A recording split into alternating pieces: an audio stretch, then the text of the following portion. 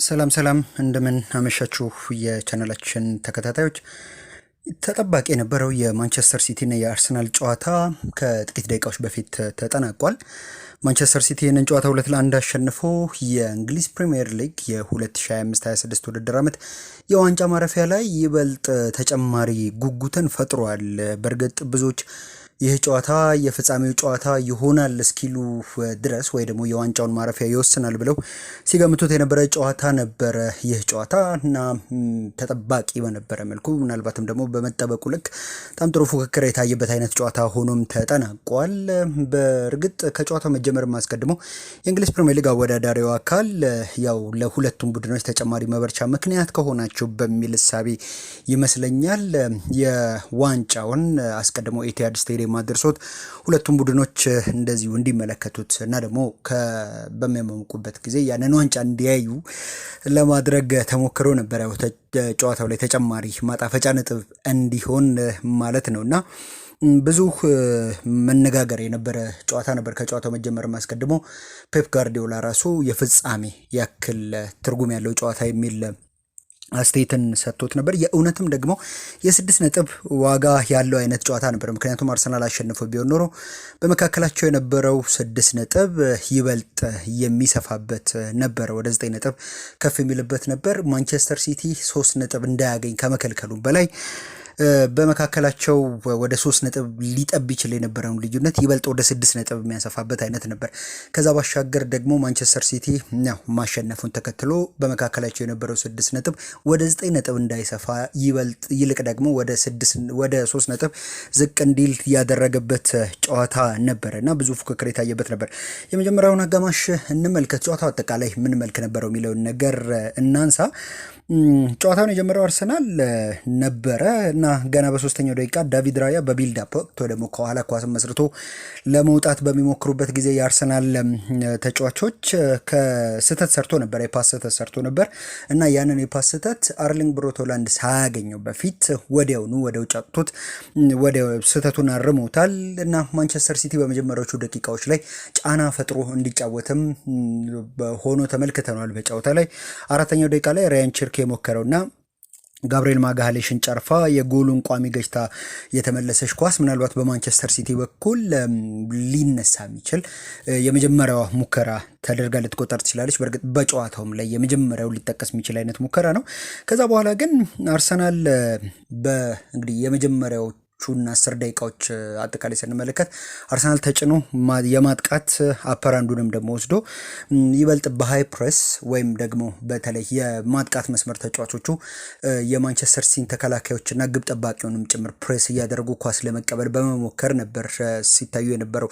በዛሬው ጨዋታ ላይ በነገራችን ላይ በፊት መስመር በ9 ቁጥር ቦታ ላይ አሰልጣኝ ሚኬል አርቴታ ከሃቨርትዝን ነበር ያሰለፈውና ይሄም ደግሞ ከተጫዋቹ የዚህ የአይደክሜ የፕሬሲንግ ማሽንነት ጋር ተያይዞ እሱን ለመጠቀም ያሰበም ነበር የሚመስል የነበረው።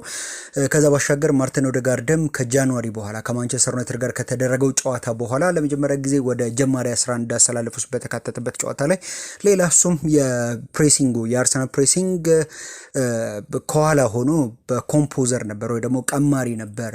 ሌሎች የቡድን ጓደኞቹ ፕሬስ የሚያደርጉበትንም መንገድ የሚመራ ራሱም ደግሞ ፕሬሲንጉን የሚያስጀምር አይነት ተጫዋች ነበርና ያንን አይነት እንቅስቃሴ ነበር የተመለከት ነው።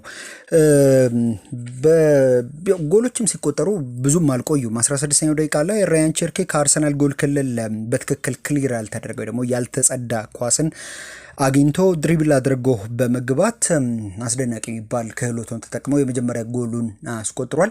በዚህ ውድድር ዓመት ከ10 በላይ ጎል እና ከ10 በላይ አሲስቶችን በመስጠት በዚህ በሊጉ ላይ የተጫወቱ ከሚገኙ ተጫዋቾች መካከል አንደኛው ነው። ይህ ተጫዋች በሁሉም ውድድሮች 10ኛ ጎሉ ላይ ደርሷል። በሁሉም ውድድሮች 14ኛ አሲስቱን ሰጥቷል እስካሁን ድረስ ባደረጋቸው የማንቸስተር ሲቲ ጨዋታዎች ማለት ነው። ነገር ግን የማንቸስተር ሲቲ መሪነት እምብዛም አልቆየም። ከ147 ከ1 ደቂቃ ከ47 ሰከንድ በኋላ ማለትም ከ107 ሰከንዶች በኋላ ማቴዎስ ኑኔዝ ለጂያንሉጂ ዶናሩማ የመልስ ወርወራ ወረወረለት። ግን ጣሊያናዊ ግብ ጠባቂ በተለይ ደግሞ በእግሩ በመጫወት ረገድ እምብዛም ምስጉን ያልሆነው በኳሶችን ሲያድን በእጁ ሲያድን እንጂ በእግሩ በእንብዛም ምቾት የማይሰማው ጣሊያናዊ ግብ ጠባቂ ኳሱን ኮንትሮል አድርጌ እንግዲህ መልሼ አቀብላለሁ ብሎ በሚያስብበት ሂደት ላይ ከሀቨርትዝ ፕሬስ አድርጎት ኳሱ እንግዲህ ዶናሩማ ሲመታው ሀቨርትዝ ተደርቦ ወደ ጎልነት ተቀይሮ አርሰናል አቻ ሆኗል እና በፊቱ ላይም ደግሞ ይታይ የነበረው መደናገጥ ዶናሩማ ፊት ላይ ይታይ የነበረውም ደግሞ መደናገጥ ብዙ ነገር ይነግረናል።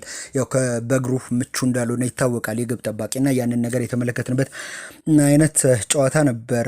እንዳነሳነው በሁለቱ ጎሎች መካከል 1 ደቂቃ ከ47 ሰከንድ ብቻ ነበር ልዩነቱና ጠንከር ያለ ፉክክር የታየበት ነበር። ከዛ በኋላ በነበሩት የመጀመሪያው አጋማሽ ደቂቃዎች አርሰናል ከኳስ ውጪ ጥሩ በሆነ ስትራክቸርድ በሆነ መከላከል አንዳንድ ጊዜም ደግሞ ፕሬስ እያደረጉ የተጋጣሚን ተከላካዮችና ግብ ጠባቂ ምቾት በመንሳቱና እድሎች ኳስን ለማግኘት በመሞከሩ በኩል ሆነው ነበር ያሳለፉት። ከዛ በተረፈ የመጀመሪያው አጋማሽ ላይ ሌላ ተጨማሪ ጎሎች አንመለከት። አጋማሹ 1-1 ነበር የተጠናቀቀው። ሁለተኛው አጋማሽ አርሰናል በጨዋታው ብዛም ተሳትፎ ያልነበረው ኖኒ ማዱዌኬን አስወጥቶ ጋብሪኤል ማርቲኔሊን ተክቶ ነበር የጀመረው። ይህ ደግሞ የሆነበት ምክንያት ያው ሲቲ ግዴታ ይህንን ጨዋታ ማሸነፍ አለበትና ይበልጥ ተጭኖ መጫወቱ አይቀርም። ስለዚህ ከተከላካዮቹን ይበልጥ ወደ መሀል አስጠግቶ መጫወቱ አይቀርም።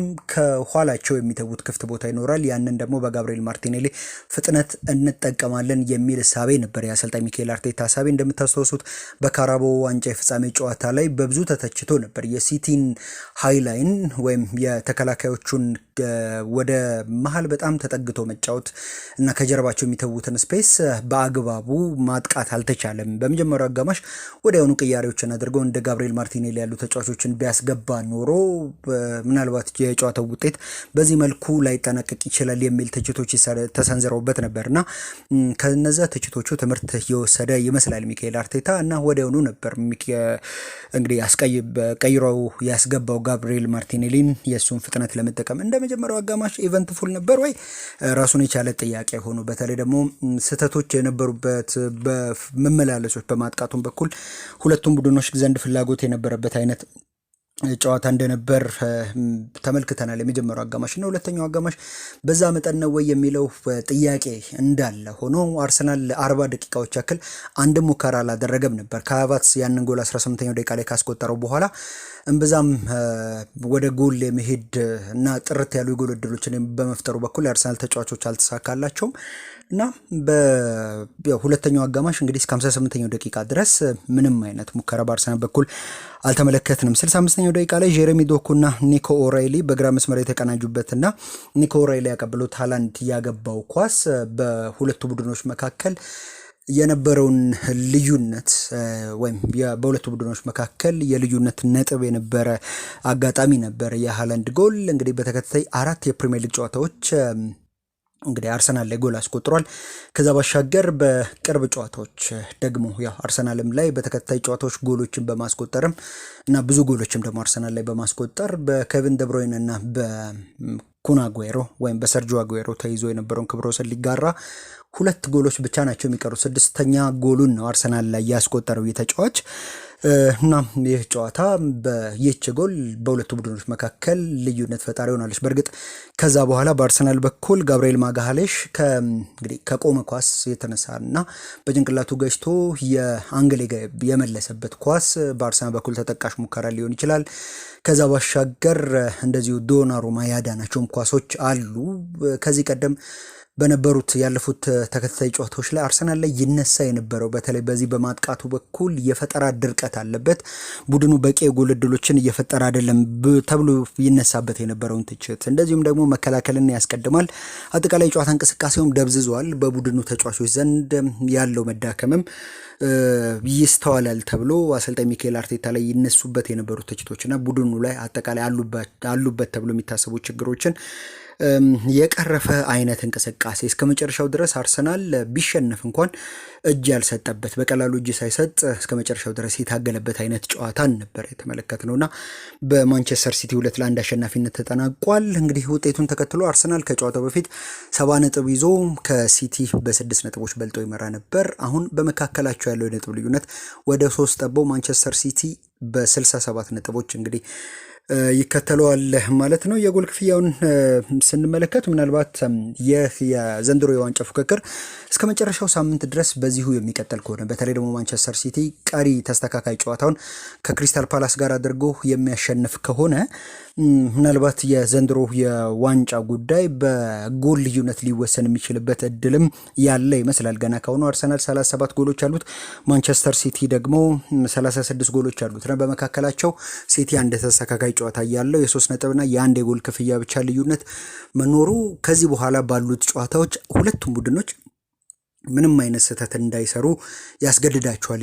ብቻ ሳይሆን ተጨማሪ በርከት ያሉ ጎሎችንም ደግሞ እያስቆጠሩ ጨዋታዎችን እንዲያጠናቅቁም ጭምር የሚገደዱበት ሁኔታ ተፈጥሯል እና ከዚህ በኋላ ሁለቱ ቡድኖች የሚያደርጓቸው ተከታታይ ጨዋታዎች ብዙ መነጋገሪያ ይሆናል። ከጨዋታው መጠናቀቅ በኋላ በሁለቱም ወገኖች በኩል የተሰጡ አስተያየቶች አሁንም የዋንጫው ፉክክር አላለቀም፣ እስከ መጨረሻው ቀን ድረስ እያንዳንዱን ጨዋታ እንደ ፍጻሜ ነው መቁጠር ያለብን የሚል አስተያየታቸውን ሰጥተዋል። በተለይ ደግሞ የአርሰናል ወንበል ማርቲን ኦዴጋርድ ከስካይ ስፖርትስ ጋር በነበረው የድህረ ጨዋታ ቃለመጠይቅ ላይ ጨዋታውን ማሸነፍ ይገባን ነበር፣ እስከ መጨረሻው ድረስ መታገላችን እንደ አንድ በጎ ነገር መቆጠር አለበት፣ በሁለተኛው አጋማሽ የተሻለ የሚባል እንቅስቃሴ አድርገናል ከነሱ አንጻር ግን ደግሞ በጥቃቅን ጉዳዮች ጨዋታውን ወስነውታል የሚል አስተያየቱን ሰጥቷል።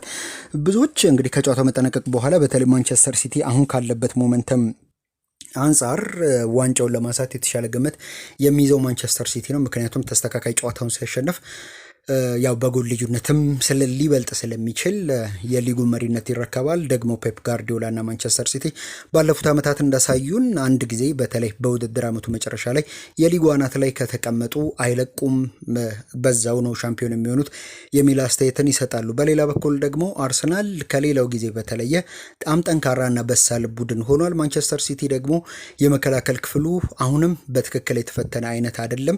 ትንሽ ጫን ሲሉት የሚፍረከረክ አይነት የመከላከል ክፍል አለውና በቀጣይ ጨዋታዎች ላይ ምናልባት ይህንኑ የማያስተካከል ከሆነ ነጥብ ሊጥል ይችላል የሚሉ አስተያየቶች እየተሰጡ ይገኛሉ። እናንተስ የዋንጫ ፉክክር አብቅቷል ብላችሁ ታስባላችሁ? አርሰናል እንግዲህ እስከ መጨረሻው ድረስ ዋንጫውን ለማንሳት ምን ማድረግ አለበት? ማንቸስተር ሲቲስ ምን ማድረግ ይጠበቅበታል የሚለውን ጉዳይ ኮመንት ላይ ሀሳብ አስተያየታችሁን አስፍሩልን። አብራችሁን ስለቆያችሁ እናመሰግናለን።